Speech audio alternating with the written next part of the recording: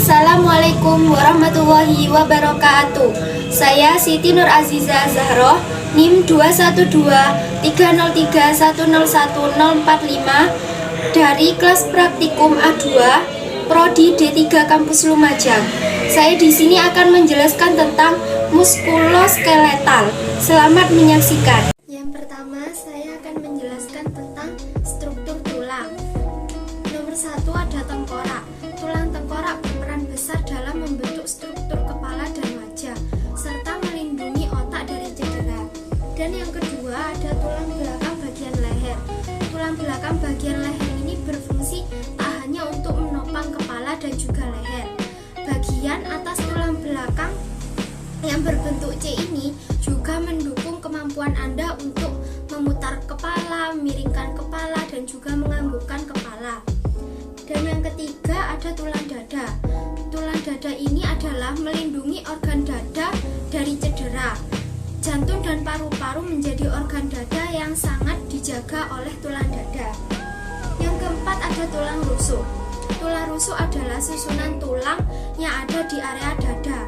Fungsinya adalah melindungi organ penting pada tubuh seperti paru-paru, jantung, hati, dan organ lainnya yang ada di sekitar dada. Yang kelima ada tulang belakang. Tulang belakang atau tulang punggung ini memberikan struktur dan menyokong tubuh serta melindungi saraf tulang belakang.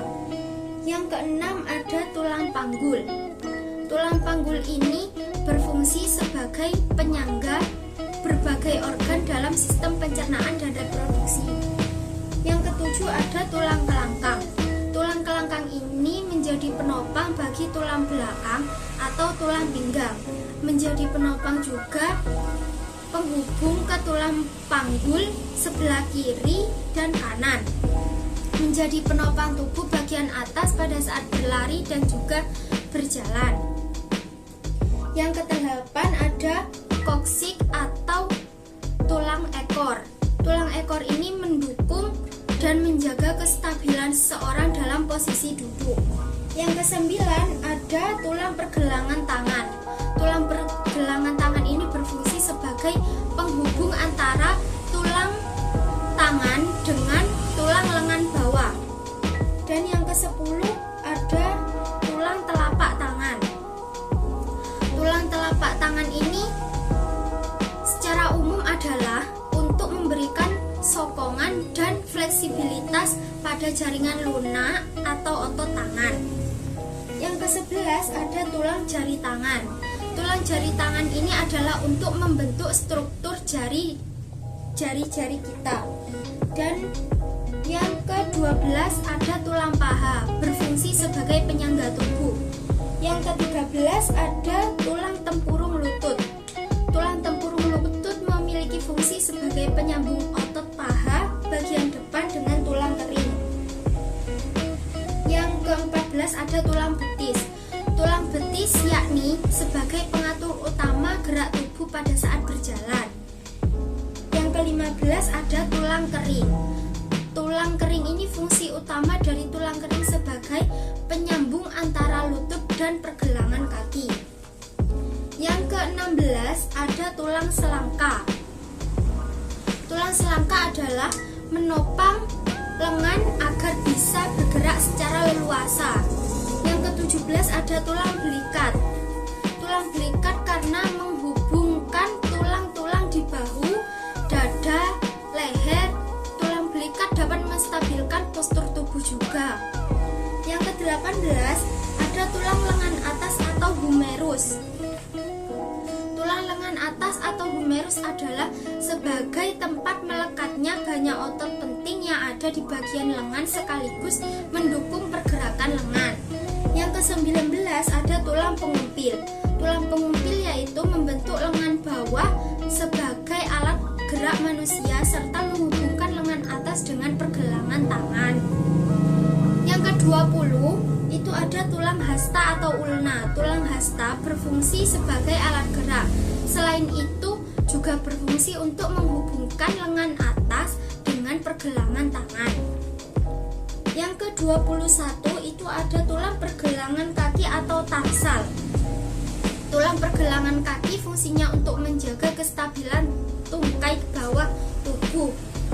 Yang ke-22 ada tulang telapak kaki atau metatarsal. Metatarsal ini berfungsi untuk aktivitas gerak manusia seperti berdiri, berjalan, dan bergerak ke tempat lainnya.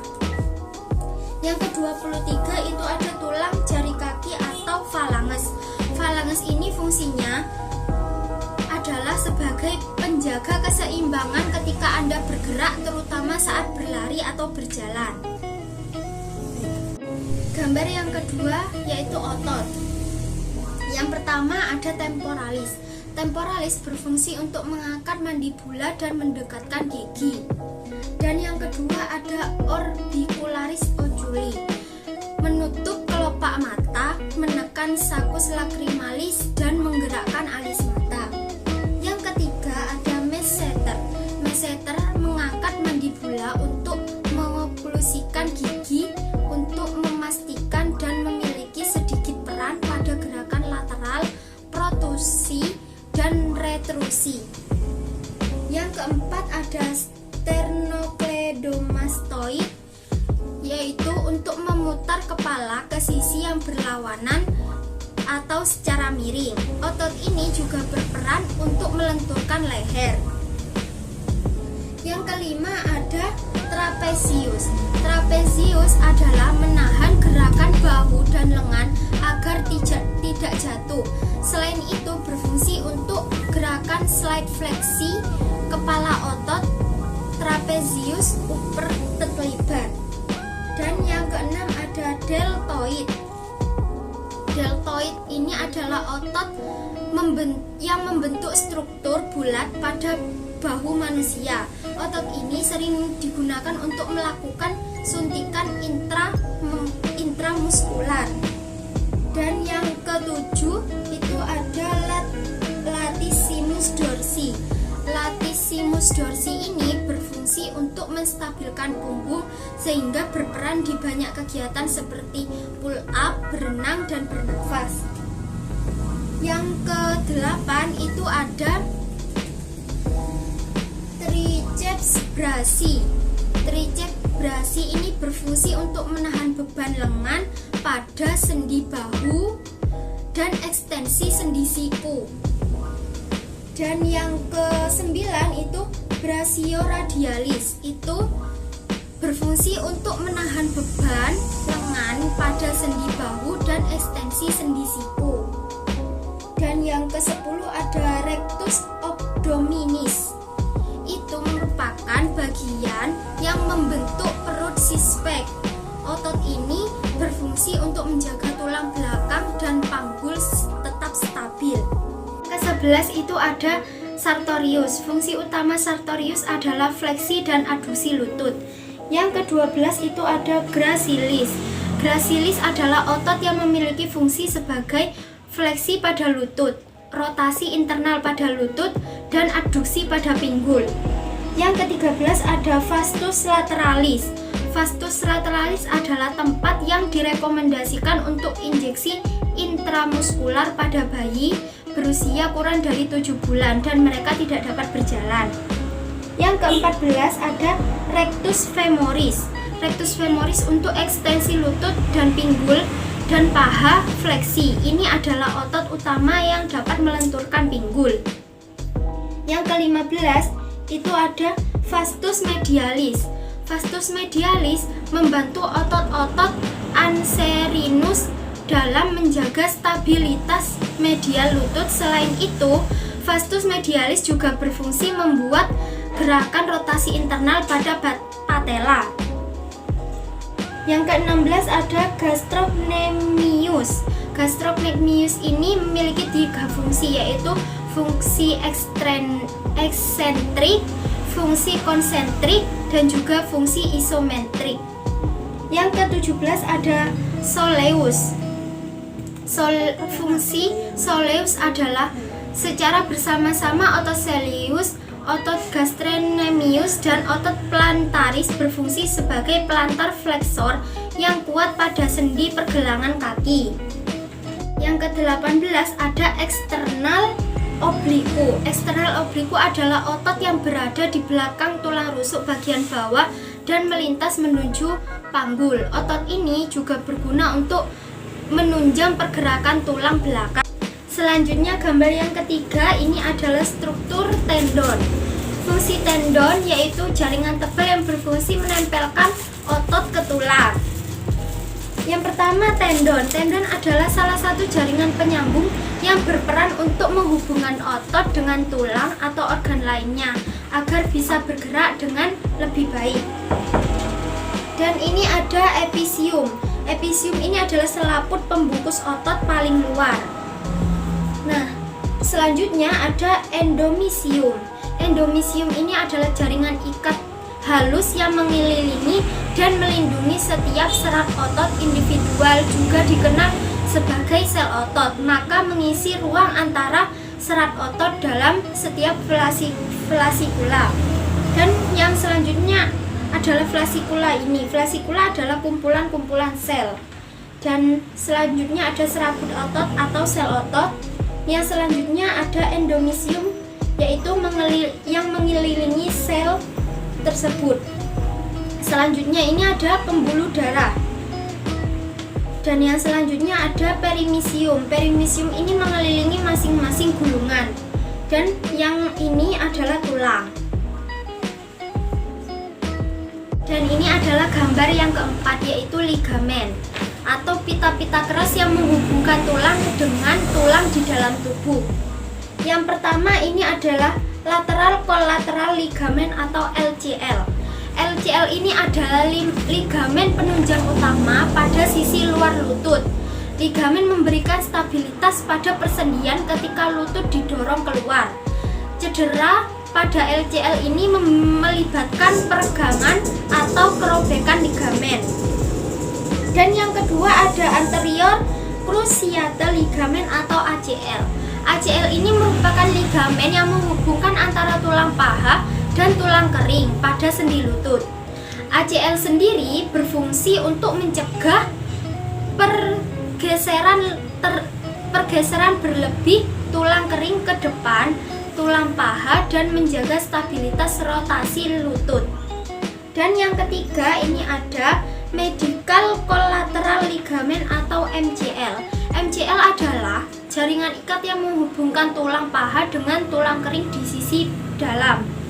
Fungsi utama dari ligamen ini adalah menahan gaya yang diberikan dari sisi luar lutut ke dalam secara berlebihan.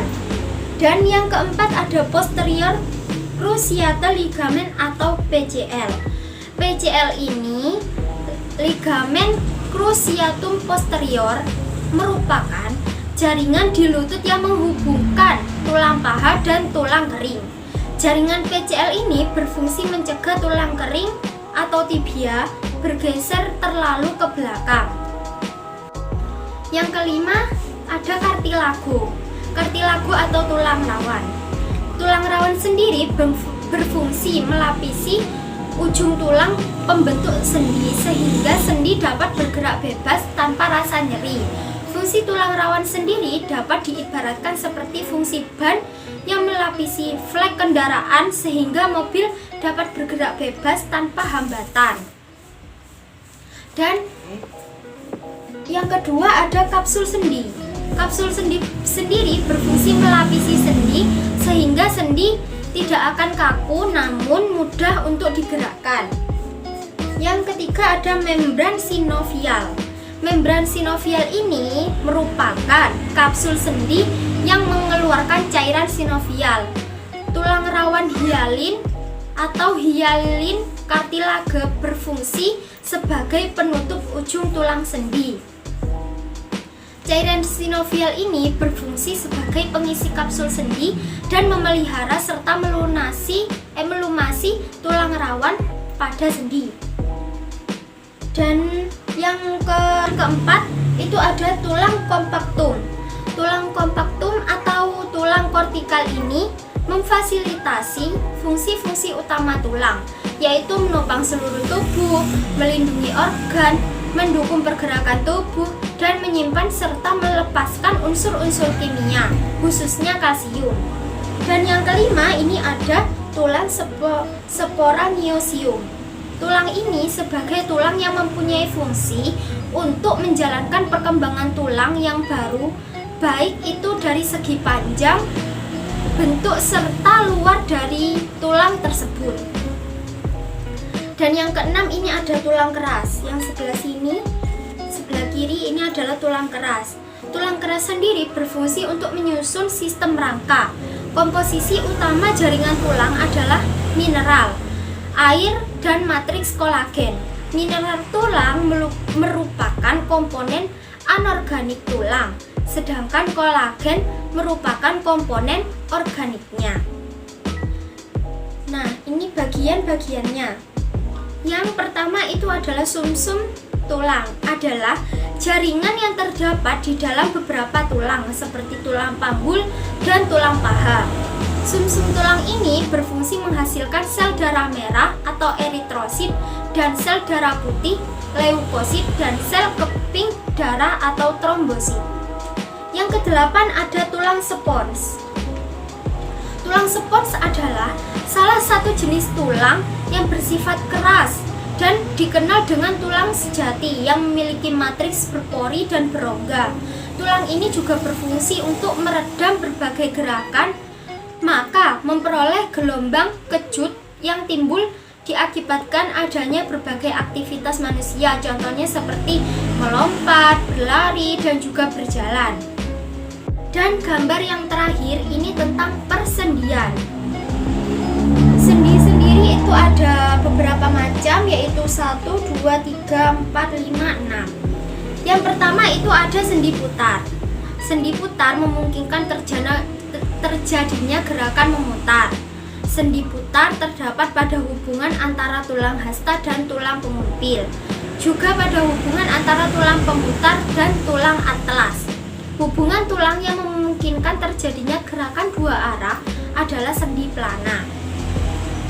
Yang kedua ini ada sendi engsel. Sendi engsel ini merupakan sendi yang memungkinkan terjadinya pergerakan suatu arah. Biasanya sendi engsel ini hanya bisa diluruskan dan ditekuk. Sendi engsel ada pada tulang lutut dan siku. Yang ketiga ini ada sendi plana. Sendi plana ini tidak seperti macam-macam sendi gerak lainnya. Sendi plana tidak bisa menciptakan gerakan memutar. Namun, sendi plana bisa menunjang gerakan maju dan mundur serta dari sisi satu ke sisi yang lainnya. Contoh sendi plana adalah sendi penghubung tulang pergelangan tangan dengan pangkal ibu jari. Dan yang keempat itu ada sendi peluru. Ini ada sendi peluru, merupakan persendian yang memungkinkan gerakan ke seluruh arah dan biasanya berporos 3. Sendi peluru terdapat pada hubungan antara tulang lengan atas dan tulang belikat. Yang kelima itu ada sendi luncur. Sendi luncur adalah sendi yang memungkinkan gerak rotasi pada satu bidang datar, contoh hubungan tulang pergelangan kaki. Yang keenam itu ada sendi kondiloid. Sendi ini yaitu sendi yang dapat digerakkan ke samping dan juga mundur, akan tetapi tidak mengitari poros. Contoh sendi kondiloid ini terdapat pada pergelangan tangan. Sekian dari saya, semoga bermanfaat. Wassalamualaikum warahmatullahi wabarakatuh.